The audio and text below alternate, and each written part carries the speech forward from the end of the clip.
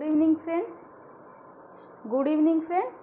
आज हम पढ़ेंगे इंडियन इंडिपेंडेंट एक्ट 1947। ठीक है, ये स्पेशली इस एक्ट में क्या क्या प्रबंध है वो स्पेशली उस टाइम के दौरान है जब हमारी देश को इंडिपेंडेंस मिलने वाला था। उस टाइम पे क्या क्या चीज़ें उसको दिया गया और क्या क्या चीज़ें हैं जो उसको रिफ्यूज़ कर दिया गया, उस सारी चीज़ों के बारे में हम यहाँ पर पढ़ेंगे। ठीक है, इंडियन इंडिपेंडेंट एक्ट में कब पास हुआ? 1947 में पास हुआ।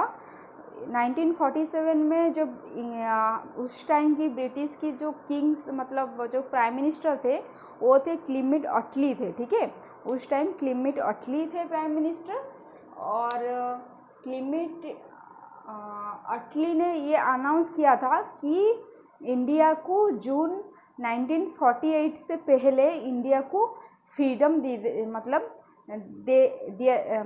देंगे। ब्रिटिश इंडिया को फ्रीडम 1948 से पहले दे देंगे। ठीक है, फिर क्या हुआ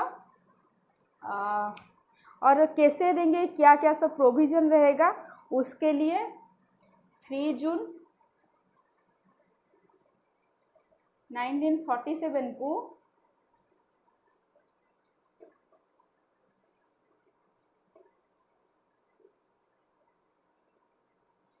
लॉर्ड माउंटबेटन, ठीक है, 3 जून 1947 को लॉर्ड माउंटबेटन ने एक पास किया। क्या पास किया? एक कहा जाता है लॉर्ड माउंटबेटन का प्लान। ठीक है, उस टाइम लॉर्ड माउंटबेटन जो थे वो वाइस रहे थे। उस टाइम पे लॉर्ड माउंटबेटन वाइस रहे थे। ठीक है, उन्होंने पास किया कैसे कैसे चीज़ें चेंज होगा और क्या क्या चीज़ें रहेगा, वो सारी चीज़ें इनको बताएंगे। ठीक है, फिर देखते हैं अभी क्या हुआ। देखिए, पहले तो इसके जो प्रोविजंस था, पहले क्या हुआ, it ended British rule in India and declared India as an independence and sovereignty state from August 15, 1947। ठीक है, इंडिया को ब्रिटिश का जो रूल है वो एंड हो जाएगा। ठीक है, और डिक्लेयर कर दिया गया कि इंडिया एक इंडिपेंडेंस और एक सोवरेनिटी कंट्री है। ठीक है, और कब से है? अगस्त 15, 1947 से वो है। ठीक है, अगस्त 15, 1947 से इंडिया एक इंडिपेंडेंट और एक सोवरेनिटी कंट्री के नाम पे वो प्रेजेंट होगा। ठीक है, फिर क्या कहा गया?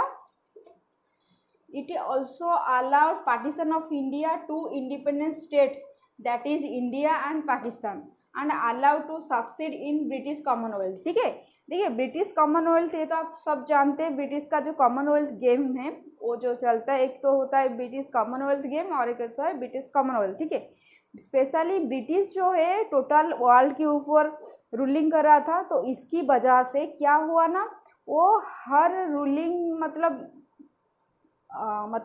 उस रूल वो एक अपना सोवरेनिटी को मेंटेन करने के लिए एक कॉमनवेल्थ एस्टेब्लिश किया, जिसकी तरफ से जिन कंट्री के ऊपर वो अपना हक जताया था या फिर जिन कंट्री के ऊपर वो अपना रूलिंग कर रहा था, उनके ऊपर कर रहा था, उनको उसमें मेंबर करने के लिए अलाउ किया। स्पेशल जैसे कि हो गया पाकिस्तान, हो गया इंडिया, हो गया बांग्लादेश, हो गया और हमारी साउथ अफ्रीका की कंट्रीज हो गए, और फिजी हो गया, मॉरिशस हो गया, इन सब चीज़ों को कॉमनवेल्थ में उसने अलाउ कर दिया। ठीक है, फिर क्या हुआ? It empower the constitution assembly of the two dominant to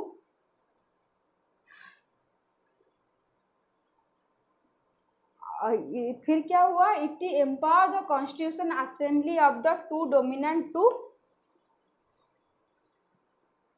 frame and adopted own constitution. देखिए, ये जो टू पार्टीशन का जो दोनों जो कंट्री था और जो पार्टीशन हुआ था, ठीक है, उन दोनों कंट्री को अलाउ कर दिया कि तुम अपना खुद का अपना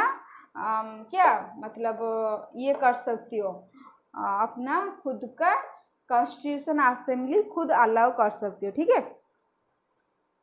फिर देखते हैं क्या हुआ। It avals the office of Secretary of State for India and transfer for Secretary of State Commonwealth India। ठीक है, देखिए जो पोस्ट था मैंने प्रीवियस क्लास में भी काफ़ी बार बताया है, सेक्रेटरी ऑफ स्टेट एक पोस्ट होता था, वो एडवाइस करते थे इंडिया को, मतलब वो लुक करते थे इंडिया का कैसे कैसे शासन रहता है, कैसे कैसे रूलिंग्स होता है, क्या होता है, वो करते थे। और वो जो सेक्रेटरी ऑफ स्टेट थे वो कैबिनेट मिनिस्टर, स्पेशल एक कैबिनेट मिनिस्टर थे, कहाँ पे, पार्लियामेंट पे। ठीक है, फिर उसके चलते सेक्रेटरी ऑफ स्टेट को आवल्स कर दिया गया, क्योंकि इंडिया को इंडिपेंडेंस दिया मतलब देने वाले थे वो, तो सेक्रेटरी ऑफ स्टेट का क्या मतलब काम, जबकि इंडिया एक सोवरनिटी स्टेट है, इंडिपेंडेंस ही नहीं सोवरनिटी स्टेट है, तो जाहिर सी बात है ना सोवरनिटी स्टेट में क्या होगा, मतलब कुछ जरूरी भी नहीं है, इसके लिए उन्होंने अलाउ कर दिया गया। ठीक है, फिर क्या हुआ, मतलब अभी सेक्रेटरी ऑफ स्टेट जो था इंडिया के लिए वो अवल्स हो गया, और अभी जो सेक्रेटरी ऑफ स्टेट है वो कॉमनवेल्थ इंडिया के लिए अलाउ कर देंगे। ठीक है, देखिए फिर क्या हुआ, देखिए it proclaim the lapse of British paramountcy over the Indian princely state and treaty relations with tribal area from August 15, 1947। ठीक है, इसमें क्या हुआ, मतलब ब्रिटिश जो गवर्नमेंट था वो क्या करा, उसने ब्रिटिश गवर्नमेंट जो है उसने अपना मतलब इसके ऊपर से इंडिया की टेरिटरी ऊपर से अपना जो था रूलिंग का जो सिस्टम था उसको अवॉल्व कर दिया गया, सिर्फ इंडिया की टेरिटरी के ऊपर नहीं, princely state and also tribal area जिसके साथ उसका ट्रीटी बना था वहाँ से भी वो विड्रॉल कर दिया। ठीक है, फिर क्या हुआ, it granted freedom to the Indian princely state to join either domination of India, domination of Pakistan और रिमेन इंडिपेंडेंस। ठीक है, ये किसमें क्या हुआ, it granted freedom to the Indian princely state. ठीक है, इसमें क्या हुआ, मतलब ग्रांटेड हुआ, मतलब ग्रांट किया फ्रीडम किसके लिए, इंडियन प्रिंसली स्टेट और इंडियन, मतलब इसमें क्या हुआ कि मतलब इंडिया की प्रिंसली स्टेट जो था वो चाहे तो इधर वो इंडिया की डोमिनेशन मतलब इंडिया की टेरिटरी में ज्वाइन कर सकता है, और पाकिस्तान की बात जो पाकिस्तान मतलब खड़ा होगा वहाँ पे भी ज्वाइन कर सकता है, या फिर वो इंडिपेंडेंस भी ले सकता है। ठीक है, इसमें क्या हुआ, it is provided for the government of each of the provinces by government of India 1935 till the new constitution frame, the domination were however made modification to create. ठीक है, नीचे क्या हुआ, British it proclaimed the lapse of British paramountcy over the Indian princely state and treaty relations with tribal area from August 15, 1947। ठीक है, मतलब India मतलब British जो है वो अपना जो पावर है वो लैप्स कर देगा, मतलब किसके ऊपर से, इंडिया की टेरिटरी और princely state with tribal area relations with tribal area treaty जो बना था ट्राइबल एरिया के साथ, उसके ऊपर से अपना जो रूलिंग का सिस्टम था वो विड्रॉल कर लेगा। ठीक है, मतलब यही है कि ब्रिटिश ने 1947 के बाद से अपना जो रूलिंग का पावर तो उसने एस्टेब्लिश किया था किसके ऊपर, प्रिंसली स्टेट और ट्राइबल एरिया और किसके ऊपर, इंडिया की टेरिटरी ऊपर से उसको लास्ट कर देगा। ठीक है, फिर क्या हुआ, it granted freedom to the Indian princely state to join either domination of India, domination of Pak और रिमेन इंडिपेंडेंस। ठीक है, ये अलाउ किया गया, मतलब ब्रिटिश इंडिया ने प्रिंसली स्टेट को ये फ्रीडम दिया। ठीक है, वो आइदर कहाँ ज्वाइन कर सकता है, ब्रिटिश इंडिया में, या तो पाकिस्तान जो नई कंट्री होगा वहाँ पे either, otherwise he will be remain independence. Okay, फिर क्या हुआ, it is provided for the government each of the provinces by government of India Act 1935 till the new constitution framed,